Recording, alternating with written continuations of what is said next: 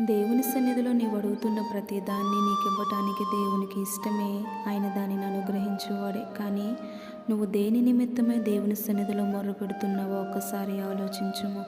కేవలం శరీర సంబంధమైన వాటి నిమిత్తమై మాత్రమే దేవుని వినియోగించుకుంటున్నట్లయితే దేవుని సన్నిధిలో ఉండి కూడా ఇంకను నీవు అన్యుడవే. కానీ దేవుడు ఏమై ఉన్నాడో, ఈ లోకానికి ఎందుకు వచ్చాడో ఒక్కసారి ఆలోచించి పరసంబంధమైన వాటి యందు దృష్టి నిలిపి, దేవా, నా కుటుంబం రక్షించబడాలి, నీ రక్షణ చేత అలంకరించబడాలి, నిత్యము నీ మందిర ఆవరణములలో నివసించాలి నాయన.